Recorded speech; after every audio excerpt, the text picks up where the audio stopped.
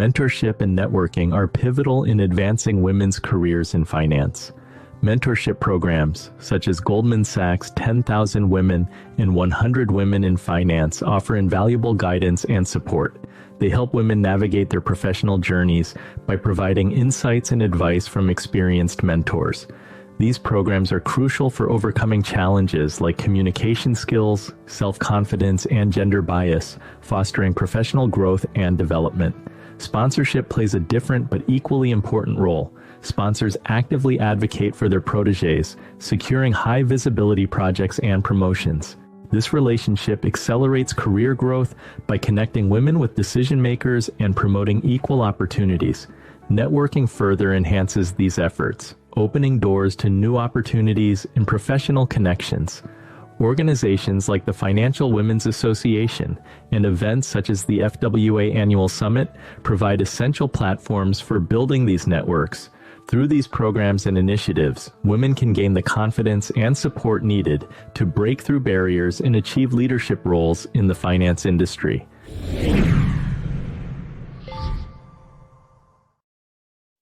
Patrice, can you share a personal story where mentorship played a pivotal role in your financial journey? My goodness, it's played a pivotal role throughout the entire thing. When Claire was doing her introduction, it made me think, and this is going to sound so crazy, but it made me think of my first grade teacher, Miss Boynton. When I was 6 years old, I used to be the kid in class who would raise my hand like, I know the answer, I know the answer, I know the answer. Many of you probably can identify, I'm not sure, but I would raise my hand all the time. And Miss Boynton said, hey, first of all, no, we don't want to hear from you. So I put my head on the desk. I was so upset. And then she said, stay in for recess. I need to speak with you.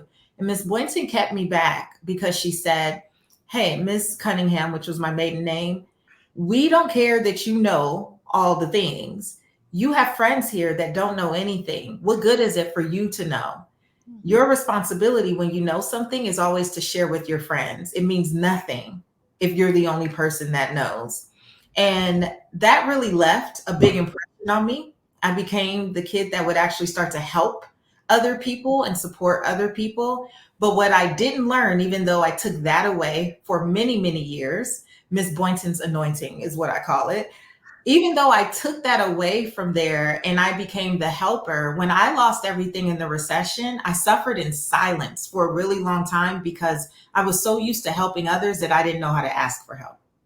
And when it comes to money, it was 2010, I believe. I was coming out of the fog of losing everything in the recession. I had started a business during senior in college, turned it into a 7-figure business by 25, took a fall down the stairs, ended up in the hospital because I was 20 weeks pregnant when I took the fall, and literally racked up almost $400,000 in medical debt. And because I was so used to being the one that people came to for help, I didn't know how to ask for help. So my then husband and I suffered in silence, and it led to the point of bankruptcy. But before I did file that bankruptcy, it was a mentor who said to me, Patrice, you cannot nickel and dime your way out of this. You need to ask people for help. It's why my name on Instagram now is Seek Wisdom, because what I learned was that it's not enough to be smart. And I think a lot of us have met women that we may serve that are smart. They are very educated. They have the degrees and the titles and all the things. But then when it comes down to being able to ask these questions, they're intimidated because they carry the I should know this already. And so in my own experience, I have learned even to this day, it's great to be the leader and the teacher, but never be afraid of going back to being a student in the areas where you really need support. So all along the way, I have had financial advisors. I've had my own financial coaches. I've literally, if I feel that I need to not just stuck, because you don't have to be stuck, but I want to excel in a particular area and go to the next level, I am the queen of saying, I don't know what I don't know. And I don't care that you've known me as America's Money Maven. I was really good in this area, but in this area, I need some support. I do that every year, especially at the top of the year when I set a new financial milestone I want to hit. I will ask friends and family, mostly I would say friends, not my family, respectfully, but friends who are where I want to be, I will ask them for referrals and resources. And it's been a big unlearning to not let any current success prevent me from getting the support that I need to keep moving forward. Wow. So mentor and be willing to be mentored. It's powerful. Lisa, can you talk about, like, how do you encourage women to seek out mentors or sponsors, especially in a male-dominated industry like finance or venture capital? I mean, when it comes to venture capital, I mean, first of all, there's not that many mentors, because still 95% of venture capital investors are men. And so, women who are breaking into the industry, even myself as an emerging fund manager, I found it very difficult to really find that true mentorship. And what there has been right now, especially if you're trying to break into venture capital, is that there's more and more programs and communities around supporting women, learning how to invest, learning how to, again, angel invest, understanding the venture capital industry. At the Bad Bitch Empire, we have something called the Bad Bitch Investor Bootcamp to really help understand what is the landscape of venture capital. How do you get through some of the jargon that's usually kind of feels a bit gatekeepy, but is actually, quite understandable if you really just break it down into the basics of what is the asset class of venture capital. But I mean, in terms of mentorship, I have always found that the most powerful thing for me has been peer mentorship, community mentorship. I find that, when I built my previous company, SheWorks, I was trying to figure out, I was starting my own business and I was trying to raise venture capital, and I didn't have any friends. I didn't know who to go to ask about raising venture capital. And so I ended up building a community of other women who were also going through it themselves. And we brought in VC partners who could really meet us at that level and talk openly about what we needed to do in order to raise capital. And ultimately, I set aside my other startup and went full time into SheWorks. And then same thing when I launched the Bad Bitch Empire Venture Capital Fund.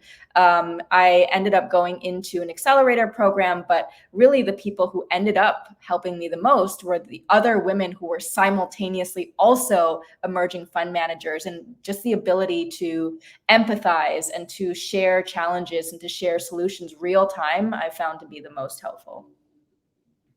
To Claire or Bola, do you think that viewers should be seeking out one-to-one mentorships, or like an organization where it could be like one-to-many?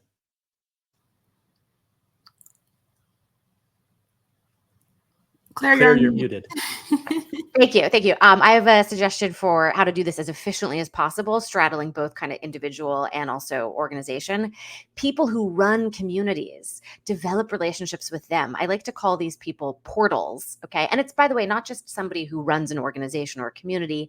It's that person who's just really well connected and gets that we got to pay it forward. They're connectors, they're switchboard operators. That is how they've built their not only networks, but their careers. If you connect with them and build a genuine relationship, which, by the way, relationship takes time, okay, and consistency. If you do that, they will open up that portal to you and make so many introductions. I have found in my own life, the people who have been most helpful and who respond most quickly to me are always the most successful people. They are the portals. So be, judicious with your time and energy. Because whenever we talk about networking, I find a lot of the responses are, oh God, it's a full-time job on top of my already full-time job. It's exhausting. It is. It's important.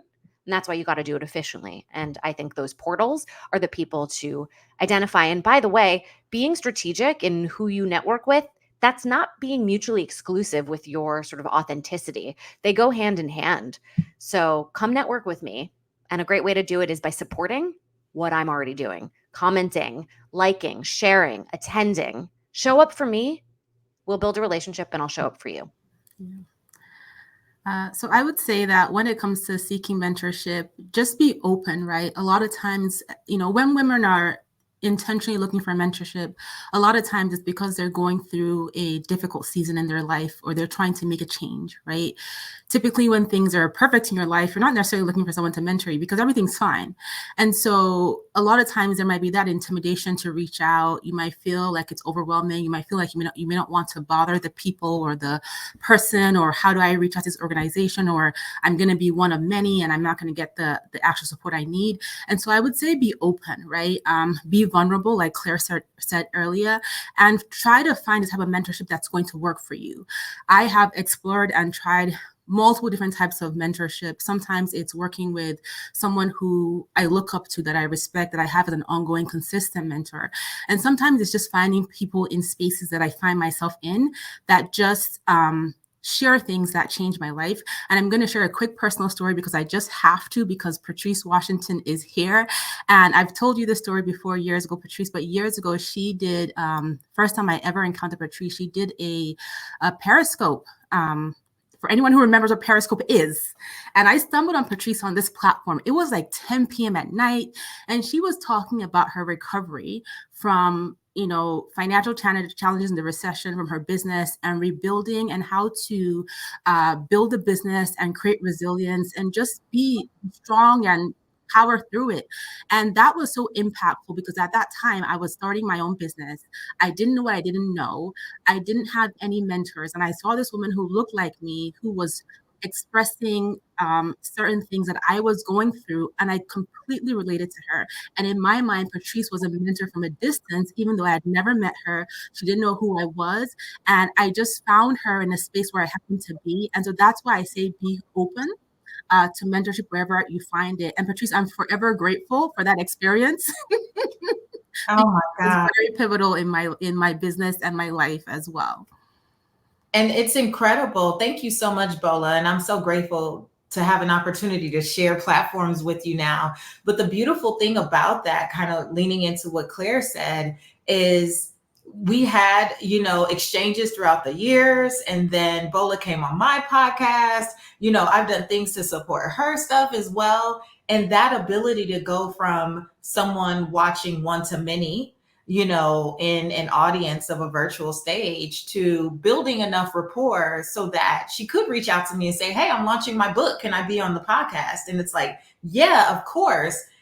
In that moment, right, when she first saw me, no, but definitely making sure that you're in the orbit of folks that resonate with you and that you would like to have a relationship with. I always say there's always someone watching you who has the power to bless you, but who are they watching you be? And watching Bola grow Clever Girl Finance and write books and launch all this stuff. Absolutely. When you see someone that's already out there doing their thing, I've never once seen Bola or any other women in this space as competition. I see us as complementary. And I always see us as, what it is, an opportunity for us to lift women up together. We all bring our own unique spin to these things, and there's something that we can all offer one another's communities. And Bola, thank you for that. It's an honor to be here with you. I forgot about that story. Thank you for reminding me, but I love that we get to demonstrate that in real time. Thank you both for sharing that magical moment. And I love the idea of a virtual mentor, which I think is more and more possible in the 21st century, right? You hear about musicians who learned how to play a song by watching YouTube. And then when they meet somebody, they're like, I learned that from you. Or you're my mentor and you had no idea how you influenced me. We're going to go to the next segment where we're going to talk about overcoming obstacles.